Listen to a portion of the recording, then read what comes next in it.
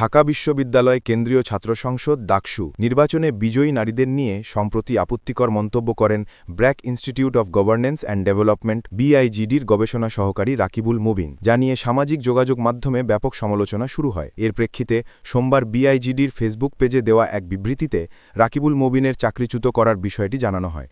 এতে বলা হয়, সম্প্রতি রাকিবুল মুবিনের ব্যক্তিগত সামাজিক যোগাযোগ মাধ্যম অ্যাকাউন্টে প্রকাশিত একটি পোস্ট সম্পর্কে BRAC institute of governance and development অবগত রয়েছে।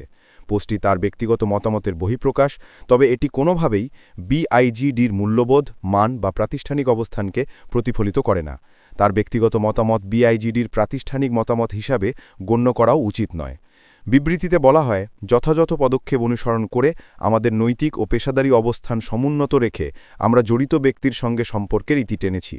গত 10 সেপ্টেম্বর ঢাবির সিনেট ভবনের ডাকসু নির্বাচনের ফল প্রকাশের সময় শিবির সমর্থিত ঐক্যবদ্ধ শিক্ষার্থীর জোট প্যানেলের 4 জন নারী প্রার্থী জয়ী হয়। তারা একে অন্যকে জড়িয়ে ধরে উল্লাস করেন। সেই ছবিটি শেয়ার করে আপত্তিকর মন্তব্য করেন রাকিবুল মুবিন। এ ঘটনার পরদিন রাকিবুল মুবিনের মন্তব্যে আপত্তি জানিয়ে BIGDকে চিঠি দেন ডাকসুর নবনির্বাচিত আইন ও মানবাধিকার বিষয়ক সম্পাদক সাখোয়াত জাকারিয়া।